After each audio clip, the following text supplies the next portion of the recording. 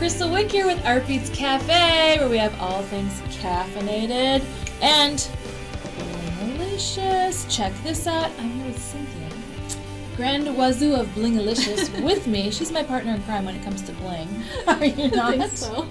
And we are ready for the holidays. It's time to bling up your holidays, folks. So we've done a little damage here, have we not, Cynthia? I always feel, even if you're not a blingalicious girl, the holidays is the time to just don a little bit of bling. Yes. So we put some fun things together we want to share with you. First, to start off with, is my jacket. So there are these beautiful jackets, these burnt velvet jackets that are out there that are gorgeous in and of themselves. But I had to add a little hot fix. And so the hot fix, you can see the little hot fix rhinestones are just placed here and there.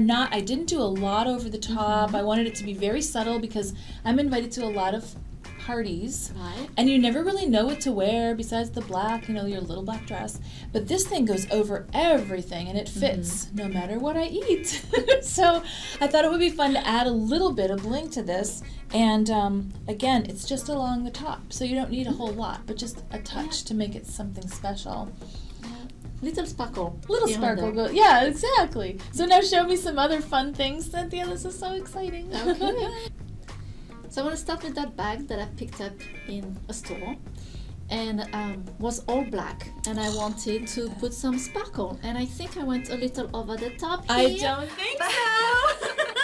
Look at that's gorgeous. Thank you. I started and couldn't stop, and you have a black dress. You can be very simple of what you dress, and then you have this sparkly bag that you carry.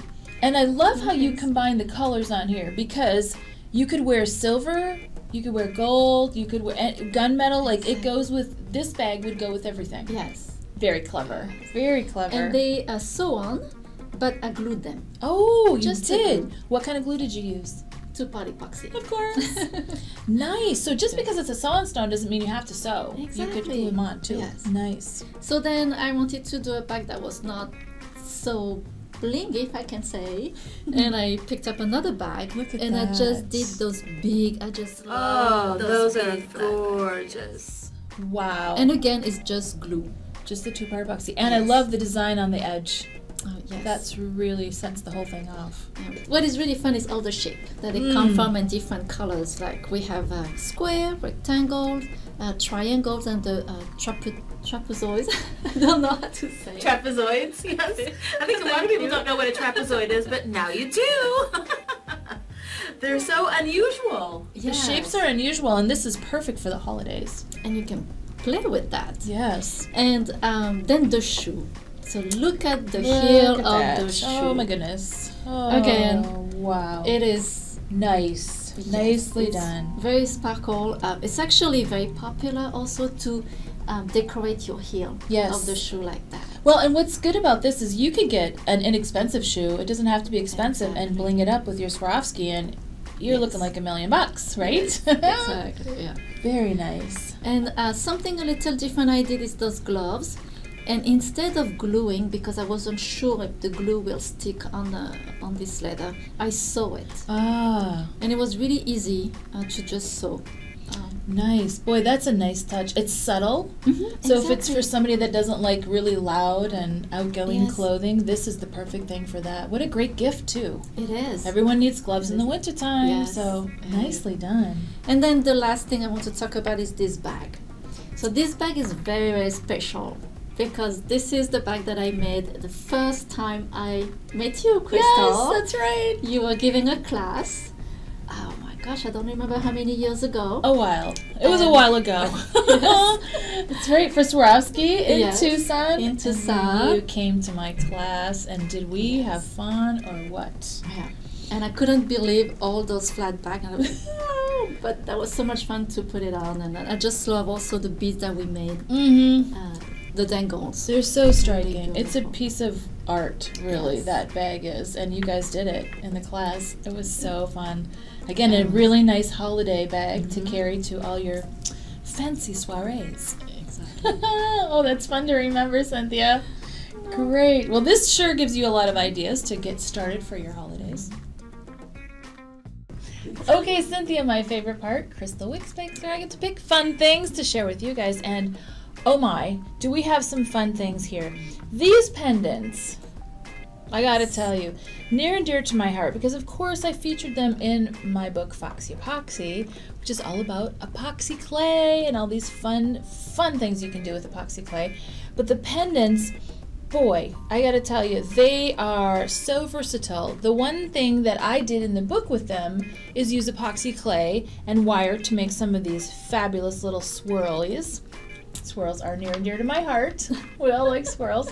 And then I also used one of the pendants to make the cupcake resin piece. That is so cute. Isn't it sweet? Yes.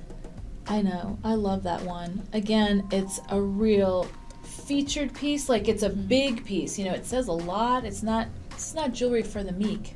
Right. But what's fun about some of these pendants is all the different things you can do with them. So, like I said in my book, I used the epoxy clay and the resin. These make great memory jewelry pieces where you could put a picture in there and then cover it with the resin. That's You true. could also do all kinds of other transfers. We've got the water transfers. Those are really nice to put in there. You can also do any kind of painting, like you can do some freeform painting with acrylic paints. And as long as the paint is dry, you really want to let it dry for a long time, a couple days. Then you fill it with resin and you've got another masterpiece. There's just so many different things that you can do with these pendants. And they come in a couple of shapes. We've got the pretty hearts here, and then we've got some of those other kind of regal shapes. Right. And what I want to point out especially is the back. The bails, they go right through on the bails, so they're really easy to attach to things. I just threw on a little rubber cord here, but you could throw on a leather cord, you could throw on ribbons. Ribbons go through here really nicely. And then on this piece here I did tubular herringbone. So if you want to go to town with your seed beading, there's another way to do that. And then I just slid it through the bail and then did the second part of the necklace.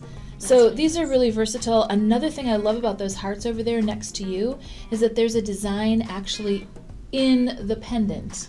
So if you only wanted to put a couple of chatons or a couple of blings right there and fill it with resin, you'd still see the design of the swirls behind it. I think that's What kind of fun. I love in those pendants is there is so much detail, Yes. and it's great. Yeah, it really matters. You know, you Yes. can tell on some of the really nice quality pendants that we carry that the details, they just make up the beauty of the pendant. They're kind of like, it's already kind of done for you to Yes. begin with, and then you just need to add your little customization to make a beautiful piece. So wanted to share that with everybody and hope you have fun making your creations. Okay, Cynthia is going to show us another segment of our new beginner series, and it is how to go from a simple loop to a wrap loop, which is a little more advanced, but this one can teach us how. Okay. So for making a wrap loop, you need the chain nose pliers, a rhine nose pliers, and a cutter. So I can show you how to do this. Great. So I have a head pin. I'm putting my beads on it, like that. So you grab your head pins with your chain nose pliers. So now you have to make sure that you don't leave too much space. Okay. So you go at the beginning of your tool.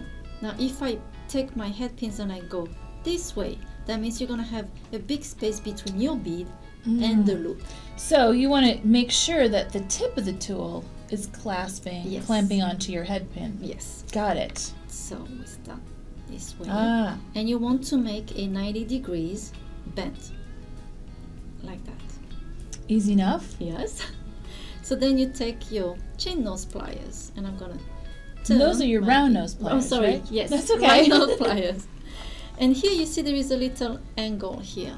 So I'm gonna grab it with my round nose pliers. And the trick is also to not going completely vertically, but bend a little your chain nose pliers. See how I did that?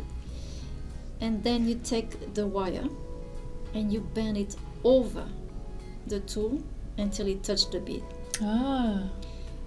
Then you twist a little your tool and you keep going.